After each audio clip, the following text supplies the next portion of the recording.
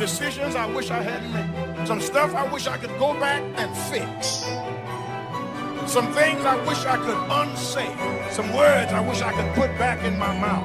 Some actions I wish I had never taken, but they're in my past. And I'm not going to let you hold up my past as a mirror when God wants me to use it as a window. When you're in that darkness, you want to sit there and wait for the light to come. But you can't wait. The only way out is to step forward, to face your fears, to become your own light. There's going to be a lot of times y'all about to fail. We are all a work in progress. But in that moment, I want you to remember the power of you. What you have and who you are is enough. Live like a warrior.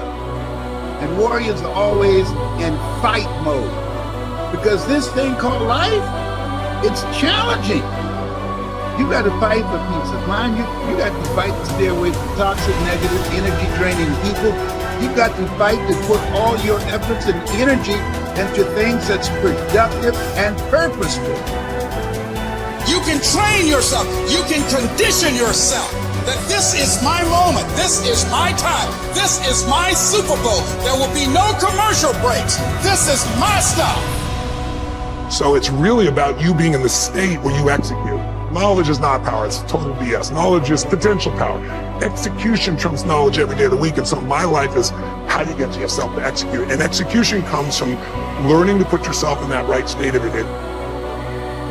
You want to become a diamond. Your whole attitude change, your whole mindset, your thinking, your relationships, the decisions that you make, how you spend your time, your energy, all of it changes. You're going to determine the outcome of your life. You're going to determine whether or not your life is exciting or whether or not it's boring. You determine that. And those people who know that, they move with a sense of urgency. They move with purpose and direction. They work it, they manage their time effectively. And it is work to maintain the discipline. That's what it is, work.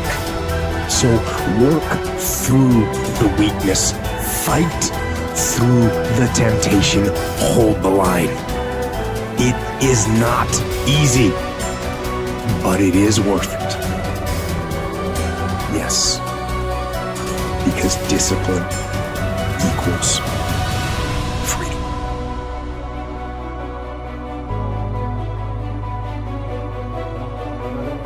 As more time goes by, time disappears. Because when you're really fulfilled, when you're doing things that are really shifting you, have you ever discovered, like, what's a long time? A long time is anytime you're not enjoying yourself, right? A minute can feel like eternity if you're going through something horrible.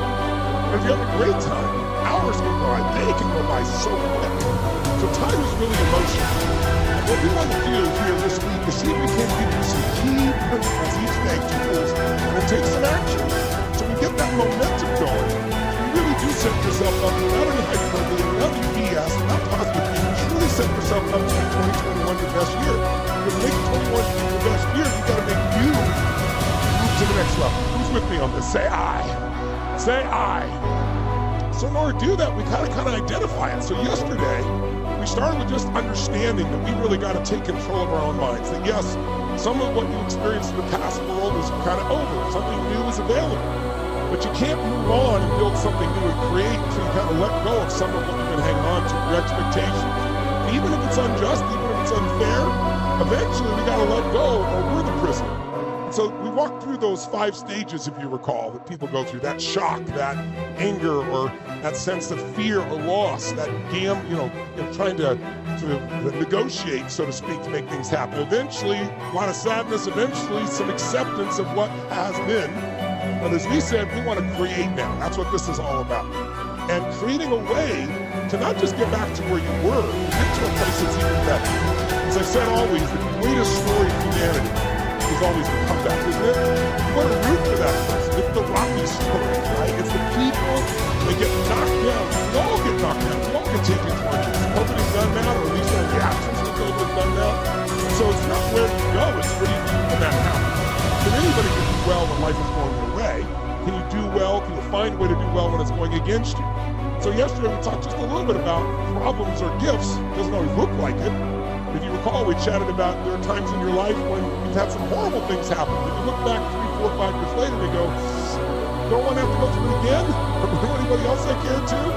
Well, I see why it happened. It made me stronger, it made me care more, it made something shifted. Or it gave me lessons that allowed me to succeed today. Let me talk just a little bit to give you a sense about what are the things that are really controlling us, those invisible forces we're talking about, those emotions. We have an emotional home that literally we find a way to get back to it. If our home is not so nice, we get back to it. If our home is beautiful, we get back to it mentally and emotionally. So today, we want to show you what controls that emotional home. And it's this term called identity. Identity. And it's a similar theme. Yesterday, I saw many of you going back online. Thank you for doing it, sharing your old story, your new story, what you're going to do in 2021, because you need that clarity. Without a vision, people perish. It says in a very good book. And the bottom line is we need that vision. We're stressed out. So many people have no vision for where we're going. If your vision is just get back to work, that's not much of a vision. You got to say, how do we make it even better? But to do that, it's going to require a different you than the one might be overwhelmed or stressed. And that's why we walked you a little bit through the warrior and the lover and the magician and the king or queen or the sovereign. How many of you got a lot out of yesterday and it's still with you today? You're going to build on it here. Say, I. Awesome. So today, when we talk about identity, what are we really talking about? Please jot this down as a phrase. A long phrase, but jot it down because it's critical. When I started working with people, I started studying every tool I could find that could help people change quickly. And it wasn't because I was an intellectual. I wanted to change me. You know, I was in high school, I loved people, but I wasn't the most popular kid in school. In fact, the most popular kid in school treated me and my friends like dirt, like trash. It was mean as hell. And I thought, how can they be popular? And it made me want to understand human psychology, what drives people and where they are. And plus, I was fat and short. I was 5'1". And so I had to figure out what to do to turn myself around. So I wanted to learn every tool. A lot of things I did gave me a change for a short term, but then I go back. Who's experienced this? Either like with your weight, or your finances start to make money and drops back, or a relationship, right? And it's like it would piss me off and I'm mad at myself. You know, I know many of you do this because it's human nature. But we have high expectations for ourselves. Somebody like you comes to an event like this, you're pushing yourself to be more, to create more. And I used to beat myself up like, why didn't I do this? And there's a problem beating yourself up. What do you know what it is? When you beat yourself up, one of the critical elements of taking action, for solving things, for having a great psychology is energy. And when you beat yourself up, and you say, I should have done this, why didn't I do this? What's wrong with me? Does your energy increase or decrease, guys? Show me, which one? You know damn well it decreases. So what it actually does, it becomes a trap. The more you beat yourself up, the worse you get. And then you beat yourself up more, and now you're in this vicious cycle. 3 major parts of personal development. Number 1 is physical part.